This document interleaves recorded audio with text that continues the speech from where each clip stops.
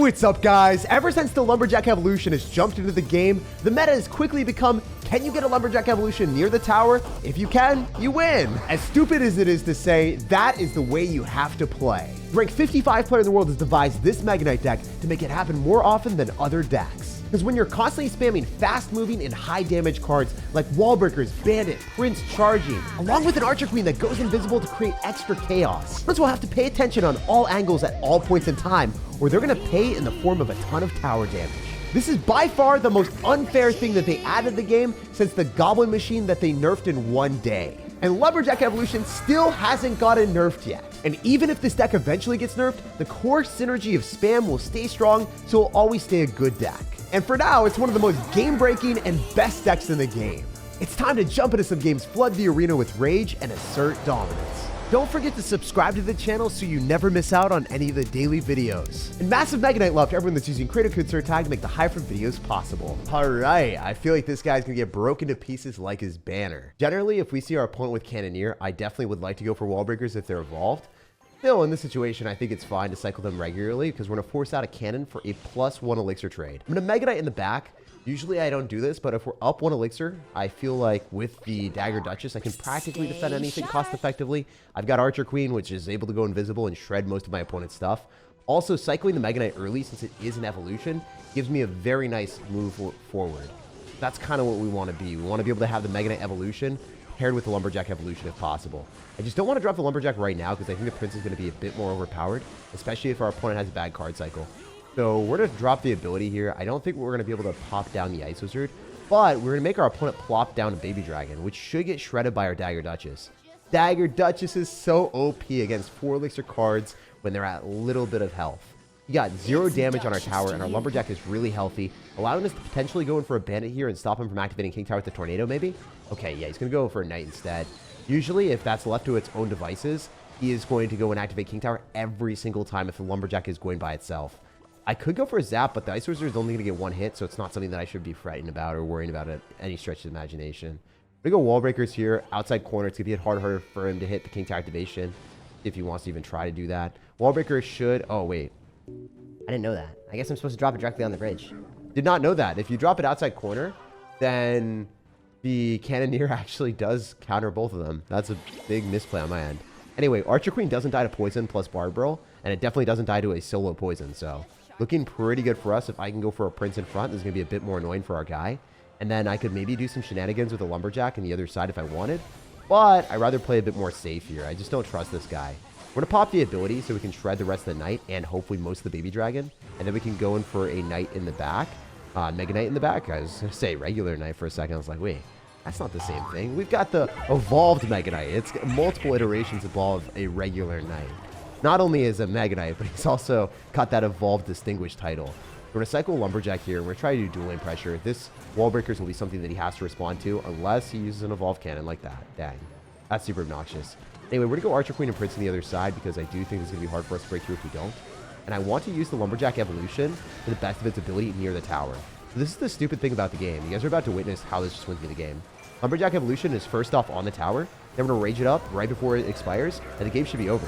Like, that looked like it was in control for our guy, but he died to the lumberjack just because he got anywhere near the tower. It's not like he even played that well compared to him. I think he played probably a little bit better than me. He got shredded, and he didn't do much damage to my tower whatsoever. Sure, the baby dragon's on top, but we're going to stay on top of winning this match. We're going to go for a rage and then zap to retarget baby dragon directly back onto the prince. And yeah, super easy victory. We shredded most of the tower on the right, and that just didn't feel right. We took an entire tower with 1 half-health lumberjack evolution that spawned a ghost that he couldn't counter. The danger of this Mega Knight deck is you've got so much spam that it's really easy for the opponent to slip up. And if they let an evolved lumberjack slide through, there's nothing they can do. Let's go. We are matching into a top 200 player. It's time to make his world a mess. So we learned that we don't cycle our wall breakers off on the side. We always drop them directly down the middle into the Cannoneer. So we do get a connection with one of them if he doesn't respond. He's going to rage, so then we don't get a connection, unfortunately. So he's a slightly smart individual. Our Ice Spirit counters are exquisite, though. Shutting that down is nice. Not having to spend any elixir is why we love Dagger Duchess. And he's kind of putting a dagger in my heart when he goes in for Elixir Collector like that. I don't appreciate that behavior. I could rage because we were going to be able to do some damage to the Elixir Collector, and I think that's okay. I mean, also zapping here is fun as well. So then we can damage the Elixir Collector. Oh! Yo. The Mega Knight and the bandit connected instead of going towards the king tower.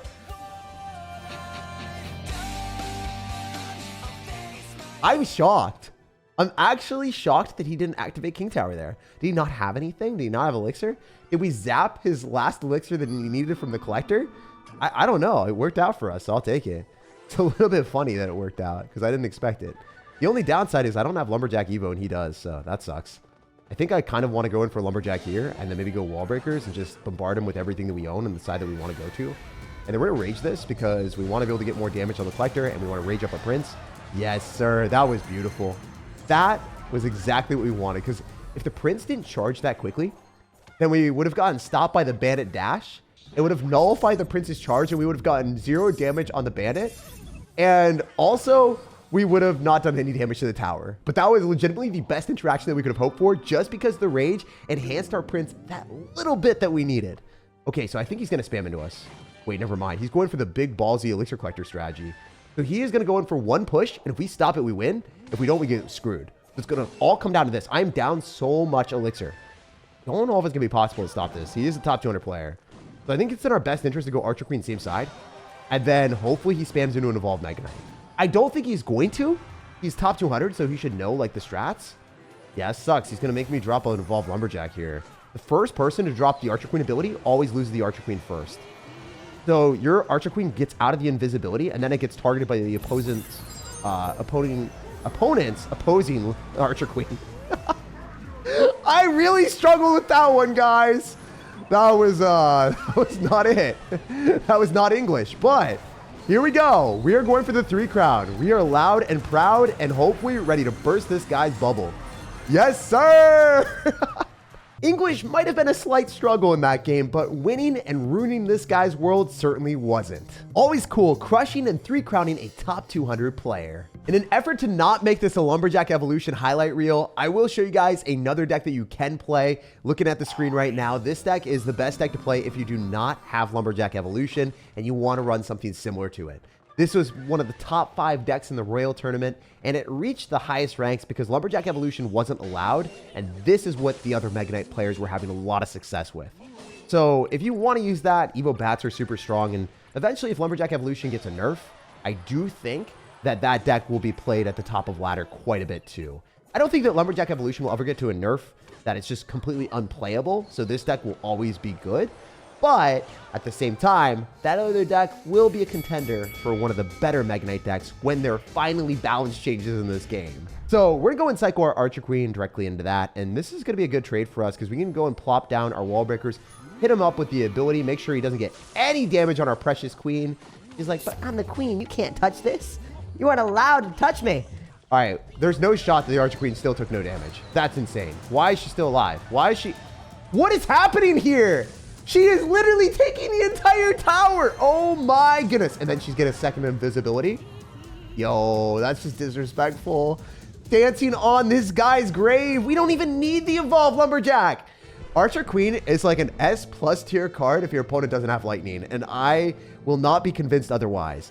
The amount of value that you can get on defense because it one-shots most things, and then it also, like, by most things I mean most bait cards, and then you're able to get counter pressure with the invisibility, most of the time just once, but you're able to shred a 4 elixir card, and then just its high damage, high health, allows you to just really wreck most opponents no matter what they got on defense, especially when you have Rage and Zap to clear out cards, and then delete executioners with an ability. It's really unfair. Like that invisibility that we got at the bridge, I don't know how much plus elixir I got from that, but that definitely won me the match. Winning that bridge battle spiraled him into a chaotic position where he's just fighting to stay alive and not get 3 crowned.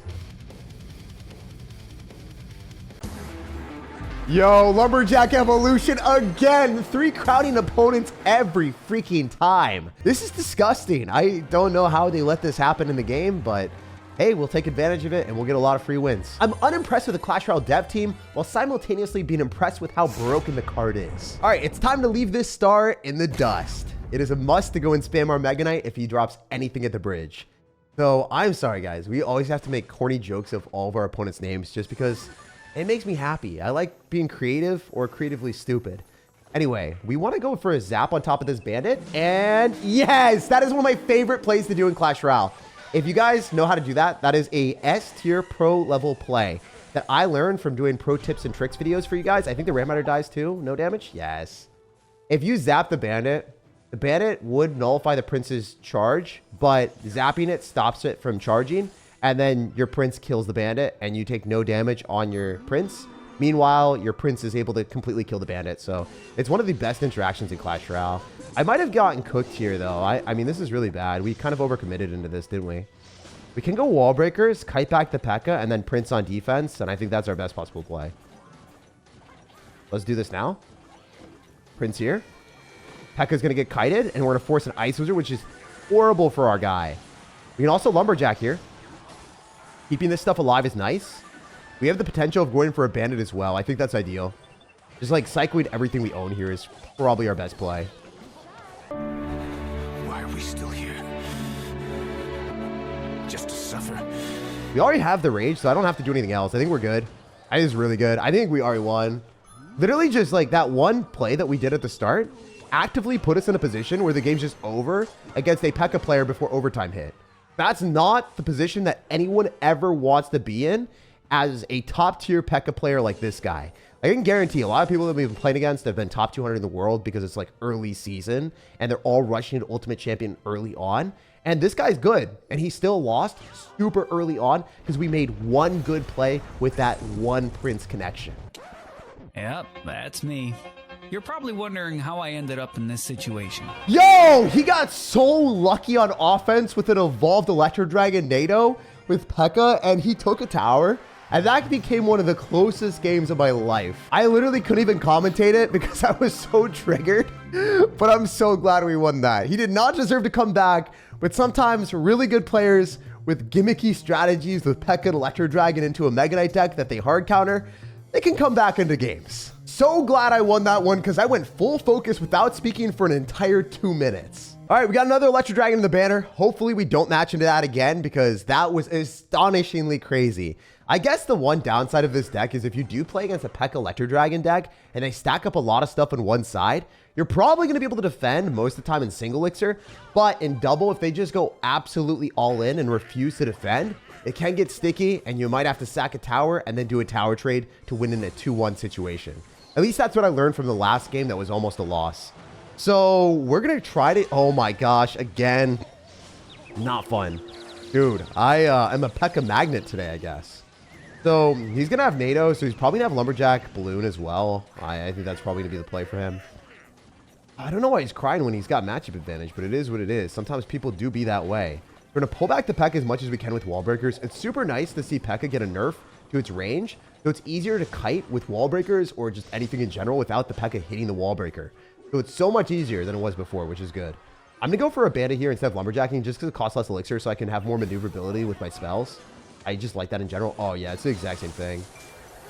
Oh, this deck is so toxic, dude. It's going to kill everything we own, and I got to go invisible because I don't want my cards to go invisible permanently, brother. We can't have this Archer Queen die. So I want to zap this just to get an extra shot, so I think that, you know, we might not have to respond to that depending on what happens. I think he just lets it go. I think he just lets it run. We can go wall breakers here and make it harder for him to activate King Tower, drop it on the outside. I mean, he doesn't have the Cannoneer, so against Cannoneer, you don't want to drop it there. Obviously, against Princess Tower, I think it's better to do it there. So, yeah, we force the NATO. It's a +1 interaction. We take those all day, and now we have a lumberjack without the evolution, which I've done a really horrible job cycling that, to be honest. Hey, you know what we can do? We can do this. Prince and then lumberjack. And just use the evolved Mega Knight on defense against the Pekka. He's cooked. You can't defend that. That's a foolish play. If you got Pekka, you never want to be cycling in the back when your opponent has this amount of bridge spin that we have. So he's definitely going to go all in. Like, he has to at this point. I hope the lumberjack stays alive and tanks for the Prince, because that's going to give us so much more damage. Like, the Prince getting tanked for means that the Prince is just going to do an insane amount. All right, so we have to pop ability, and this is what I was talking about. This is the problem. When people do plays like this and they just go all in, it is definitely the most frustrating experience in Clash Royale for me. Because I don't think that this guy is, like, remotely playing well, but he's just cycling Electro Dragon and all-inning with it. So we're going to go for wall breakers here with the bandit. Ideally, we can get some more damage, but I can't guarantee anything. Also, I think I have to go for a lumberjack as well. It's not what we want to do at all, but I just need to stop him from getting value, so we're going to try. We're also going to go for an Archer Queen here. We're going to try to rage this up if we can get a lumberjack value. I mean...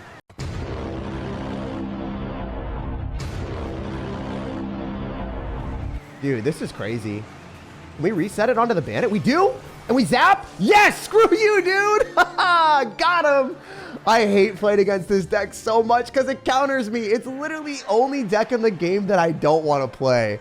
You know what? That raw motion just shows you guys how much I hate Pekka. I don't say that to any other player. I hate the way that you walk, the way that you talk. I hate the way that you dress. And actually, not screw him, but screw that deck, man. I just don't deserve to play against that 2 games in a row. I don't know about y'all, but whenever I complain or don't want to play against something, I'm like begging Clash Royale not to match me into it. I always play against it again. It just happens. Back-to-back W's against my most detested deck of the day. Hits different in a good type of way. Noob, okay, brother. Give me a good game for the last one here, please. I think anyone that says noob, they're generally a lot better than you might expect. I remember there's a Golem player called Newbie, and he's always top 200 in the world. And then there's people that are like pro X gamer. Besides Lucas X gamer, everyone is just not very good when they have pro in their name. It's like the good players don't need to say that they're good. At least that's my experience. We're going to be cycling our Prince here into the Rage optimistically and looking like we're playing against Logbait, which is super good when we have the Dagger Duchess. I would love to make a prediction spell, but I can't do that. I'm not feeling that fancy. You know what I could do? I can go Wall Breakers left and then leave him no option. Oh, yo. Bandit on top of the Princess. Leave him no option to counter the Bandit. And it's going to dash twice. Beautiful.